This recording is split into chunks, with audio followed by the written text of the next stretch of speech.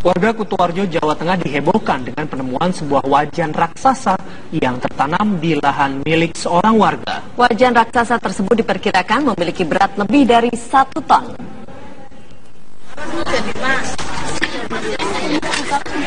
Penemuan wajan raksasa berbahan baja dengan diameter 270 cm menghebohkan masyarakat Kutoarjo, Jawa Tengah.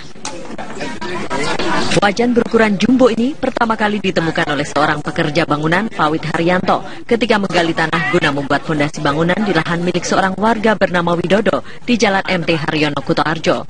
Benda tersebut ditemukan dalam kedalaman 2 meter.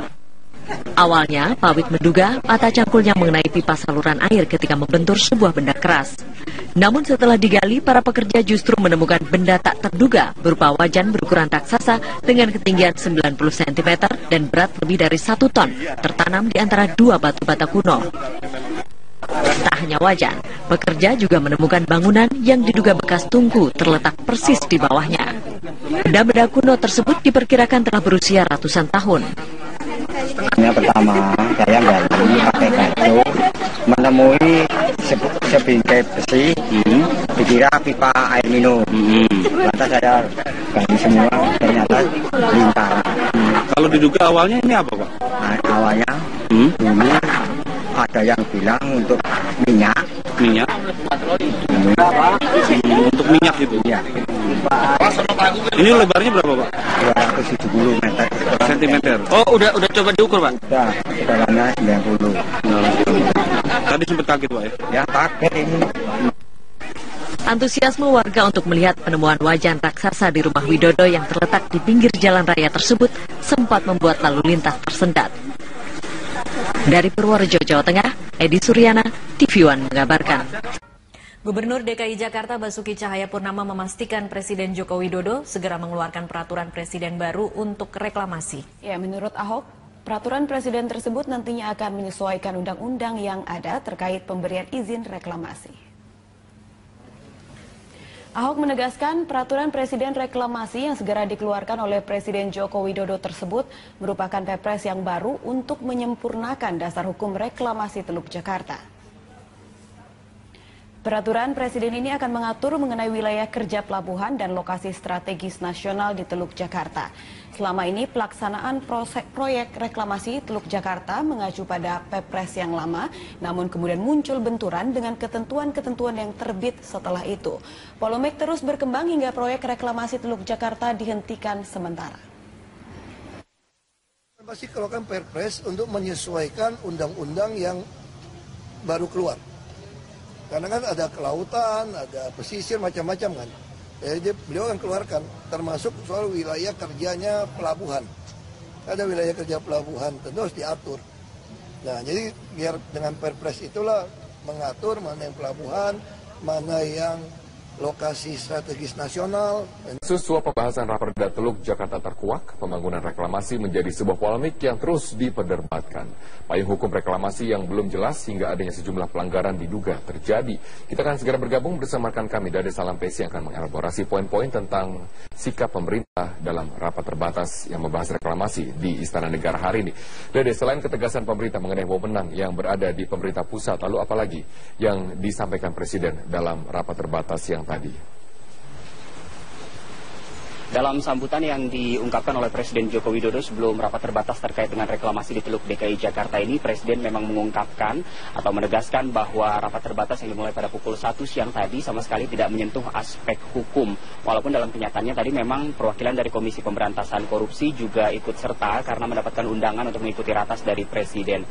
Dan Presiden juga mengungkapkan bahwa terkait dengan reklamasi ini memang sekarang sudah saatnya untuk berbicara lebih jauh ke depannya karena dari data yang dimiliki oleh Presiden Joko Widodo pada 2030 nanti dimungkinkan seluruh wilayah Jakarta Utara akan ada di bawah permukaan laut. Karena dari data yang ada setiap tahunnya untuk wilayah DKI Jakarta mengalami penurunan permukaan tanah antara setengah sampai 12 cm per tahun. Dan pada 2030 nanti jika ternyata fakta-fakta tersebut betul-betul terjadi, artinya 13 sungai yang mengaliri atau melewati wilayah DKI Jakarta dan sekitarnya tidak dapat mengalirkan air ke Teluk Jakarta. Dari ratas tadi setidaknya ada 3 poin utama yang ditegaskan oleh Presiden, yaitu bahwa master plan terkait dengan reklamasi haruslah gamblang, terutama terkait dengan masalah lingkungan. Dan yang kedua, tidak boleh ada pelanggaran kaidah hukum dalam proyek reklamasi ini. Dan yang ketiga, pembangunan tidak boleh mengesampingkan kehidupan nelayan yang ada di sekitarnya. Sebenarnya terkait dengan reklamasi ini tentunya memiliki banyak pro kontra dan juga untung dan rugi. Dari sisi pro pembangunan reklamasi ini, tentunya dengan pembangunan reklamasi dapat menghadang pasangnya naik air laut karena setiap tahunnya ada kecenderungan penurunan muka tanah di wilayah DKI Jakarta dan juga sekitarnya. Sementara dari aspek kontra, pembangunan reklamasi ini nyatanya ada sejumlah hukum yang dilanggar karena Pemprov DKI Jakarta bersikukuh bahwa pembangunan reklamasi di wilayah Teluk Jakarta ini merujuk pada keputusan Presiden nomor 52 tahun 1995.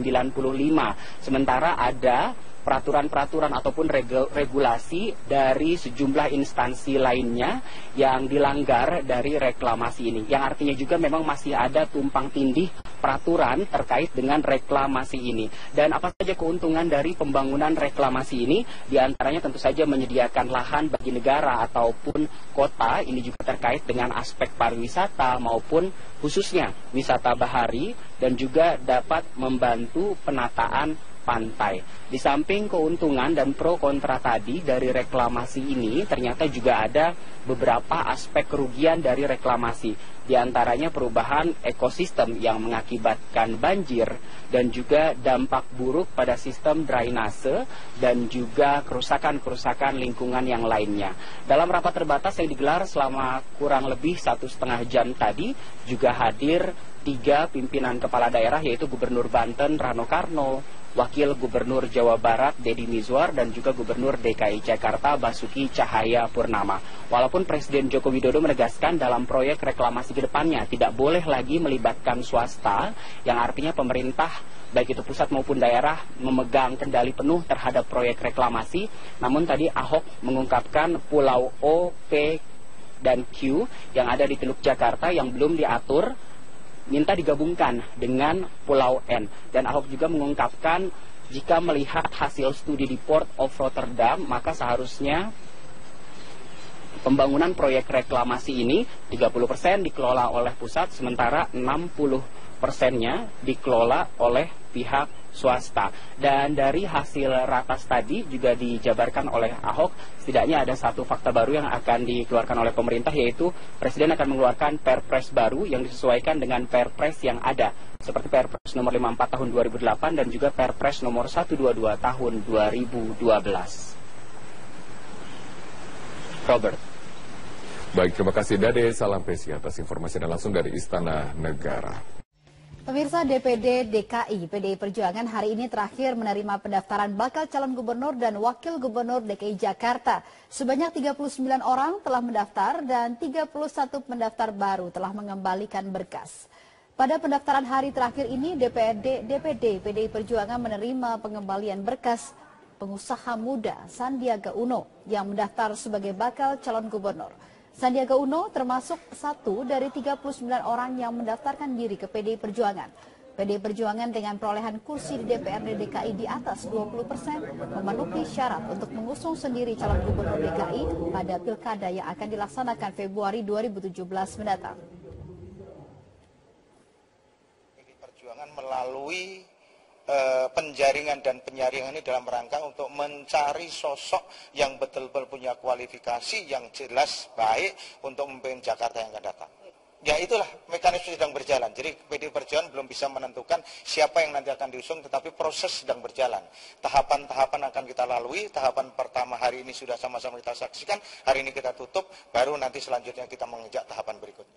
Gubernur DKI Jakarta Basuki Cahayapurnama tidak mempermasalahkan usulan Komisi 2 DPR yang akan menaikkan syarat dukungan calon independen dan menurunkan syarat calon dari partai politik. Ya, Ahok optimistis masyarakat tetap akan memilih yang terbaik untuk memimpin ibu kota pada 5 tahun ke depan.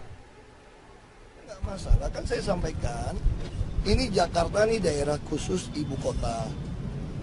tentu harusnya ini jadi etalase negara, bangsa. Yang jadi gubernur harus yang terbaik dari yang terbaik. Masing-masing warga DKI punya pikiran masing-masing. Dia mau pilih yang perempuan, dia mau pilih yang lebih rohani, dia mau pilih yang santun, dia mau pilih yang lebih pintar, itu masing-masing. Makanya di dalam pilkada undang-undang nggak pernah diatur 100%. Hanya 50% plus 1. Kalau di daerah lain malahan yang tertinggi yang menang.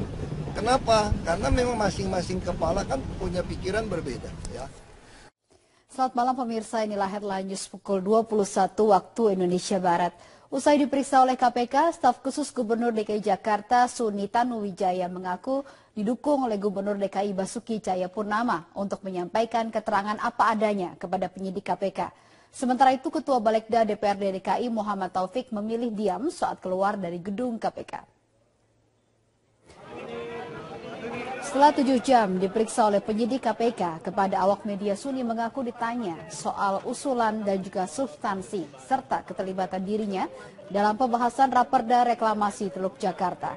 Suni mengaku tidak mengetahui perihal pertemuan sejumlah pimpinan DPRD dengan para pengembang. Namun ia menyebut sering melakukan komunikasi dengan para pengembang terkait dengan usulan Raperda dan juga keinginan dari Gubernur DKI soal kewajiban tambahan 15% kepada pengembang. Suni juga mengaku Gubernur DKI Basuki Cahayapurnama mendukung dirinya untuk menyampaikan keterangan apa adanya kepada penyidik KPK. Sementara itu, Ketua Badan Legislasi Daerah Balegda DPRD DKI Jakarta M. Taufik yang juga diperiksa oleh KPK memilih bungkam saat ditanya oleh awak media.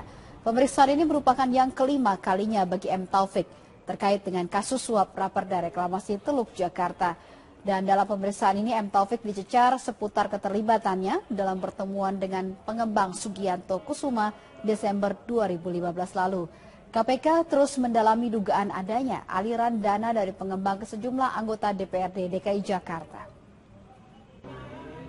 Ini kalau dari sisi dia jelas soal 15% itu harus ada, terus tinggal persoalannya itu apakah di Perda atau di Perpu. Tapi kemarin karena ada ancaman dari DPRD akan deadlock, beliau sempat mengatakan ya selama yang penting 15% itu jangan dicoret. Gubernur DKI Jakarta Basuki Cahayapurnama atau Ahok membantah kabar akan memberlakukan pembatasan sepeda motor di sejumlah ruas jalan protokol Jakarta awal Mei mendatang.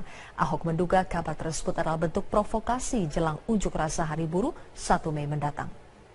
Saat ditemui di lapangan Irti Monas Senin pagi, Ahok menegaskan pembatasan sepeda motor hanya akan diberlakukan bila fasilitas pendukung telah disiapkan, seperti penambahan jumlah armada bus Transjakarta serta penghapusan pembatas jalur cepat dan jalur lambat.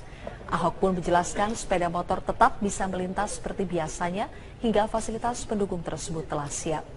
Terkait dengan beredarnya isu pembatasan sepeda motor yang mulai diberlakukan bulan Mei, Ahok menuding ada pihak yang sengaja menginginkan agar pengendara sepeda motor berunjuk rasa dalam Hari Buruh yang jatuh tanggal 1 Mei.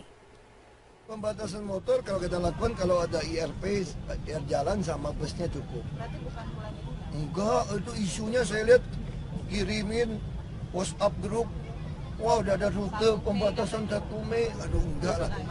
Itu tuh nggak kenapa tuh nggak. Saya curiga ini ada hubungan dengan Hari Buruh 1 Mei. Supaya bisa ngumpulin massa lebih banyak buat demo. Iya dong, yang naik motor protes kan semua Jakarta dibilang nggak boleh lewat motor. Pasti orang akan demo. Ini bukti yang mau demo ini orangnya kurang. Jadi masih ada sebarin isu-isu. Ya, apalagi isu-isu nyerang Ahok kan lebih ramai gitu ya. Setelah polemik panjang reklamasi Teluk Jakarta, pemerintah pusat sepakat menghentikan sementara proyek reklamasi. Selama masa moratorium, pemerintah akan merumuskan aturan, perizinan dan analisis dampak lingkungan yang jelas. Setelah polemik panjang tentang reklamasi Teluk Jakarta, pemerintah pusat menyatakan moratorium atau penghentian sementara proyek reklamasi pulau di Teluk Jakarta sejak Jumat 22 April. Menteri Koordinator Kemaritiman Rizal Ramli menyatakan, putusan moratorium sudah final tanpa tekanan dari perusahaan pengembang yang sudah berinvestasi untuk proyek reklamasi. Hari Jumat sudah ada rapat komite gabungan. Seperti diketahui ada masing-masing kementerian ada 2 dirjen, termasuk juga Deputi Gubernur DKI, Kepala Bapeda, dan mereka sekarang sedang evaluasi mana-mana kebijakan yang harus diselaraskan. Minggu depan mereka akan bertemu lagi setiap minggu. Kita akan ukur proses ini secepatnya. Kondisi tersebut juga dipertegas Gubernur DKI Jakarta Basuki Cahayapurnama. Ahok menyatakan dirinya sudah berkoordinasi dengan korporasi pelaku proyek reklamasi dan menilai pengusaha berkomitmen akan kooperatif terhadap kebijakan moratorium reklamasi ini. Kalau ada mau minta, saya ada disposisi dan pengusahanya sangat kooperatif. Bahkan pengusahanya sudah kirim surat kepada kami, baru dengar berita akan moratorium, mereka sudah sepakat moratorium. Walaupun surat kami belum, dia sudah kirim. Saya baru disposisi kemarin. Bukan kemarin, semalam. Baru ingat semalam. Di sisi lain, proyek reklamasi Pulau N untuk membangun dermaga dan pelabuhan baru yang dikelola Pelindo akan tetap dilanjutkan. Pembangunan pelabuhan baru itu tergolong kepentingan nasional dan bukan komersial, sehingga kewenangan perizinan ada di tangan Kementerian Perhubungan. Tidak ada izinnya, kita kasih terus. Karena izin reklamasi, kalau di daerah lingkungan kerja pelabuhan manapun di seluruh Indonesia, itu tidak ada kewenangan yang lain, kecuali kewenangan Menteri Perhubungan. Itu nggak kena moratorium ya Pak? Misalnya. Kalau yang sudah izin dari Kementerian Perhubungan enggak. Sebelumnya Kementerian Koordinator Kemaritiman, Kementerian Lingkungan Hidup dan Kehutanan, serta Gubernur DKI Jakarta, pekan lalu memutuskan untuk melakukan moratorium reklamasi Teluk Jakarta. Hal ini dilakukan karena reklamasi belum mempunyai landasan hukum yang kuat, serta masih perlu dilakukan kajian analisis dampak lingkungan lebih lanjut. Tim Liputan Metro TV.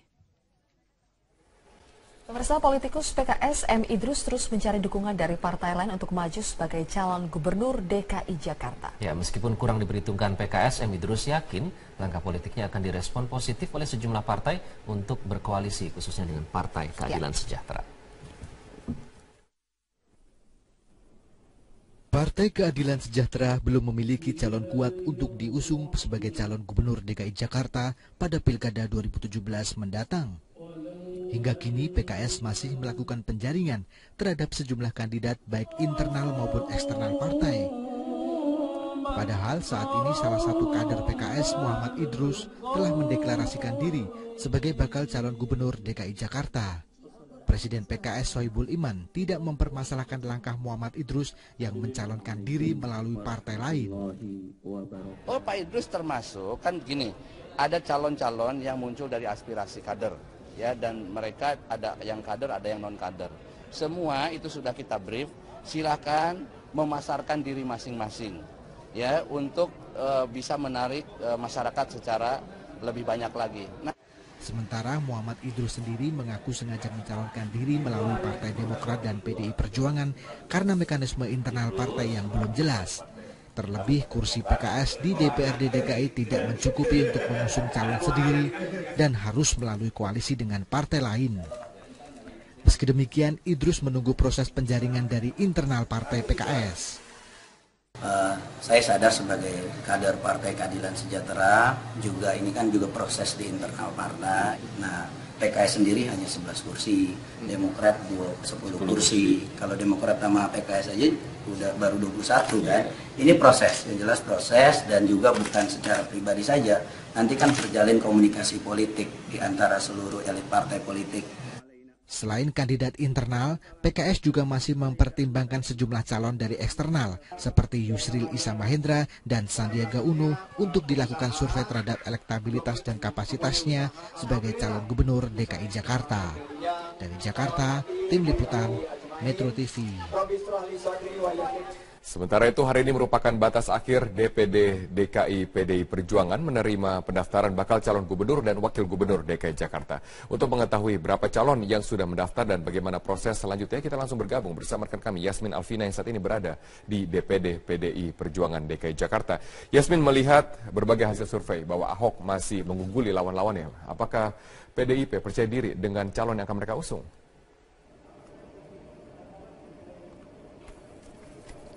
Ya Robert, nanti pertanyaan Anda akan kami jawab dengan narasumber yang sudah berada di sini, yaitu Wakil Badan Pemenangan Pemilu dari DPD DKI Jakarta. Namun sebelumnya saya akan menjelaskan dulu bahwa sudah ada 40 nama yang mendaftar sebagai calon Gubernur DKI Jakarta melalui Partai PDI Perjuangan, dan hingga sore tadi sudah ditutup pukul 16 waktu Indonesia Barat, sudah ada 32 nama yang mengembalikan berkas, dan di antara 32 nama tersebut sudah ada nama-nama yang cukup populer untuk dibicarakan sebagai calon Gubernur DKI Jakarta, yaitu adalah Yusril Iza Mahendra dan juga Hasnaini Muin yang dapat dikatakan juga sebagai wanita emas. Dan tadi pada pukul 15 waktu Indonesia Barat, Sandiaga Uno juga sudah mengembalikan berkas untuk pencalonannya melalui Partai PDI Perjuangan ini. Dan untuk mengetahui bagaimana strategi PDI Perjuangan untuk bertarung ataupun bersaing dengan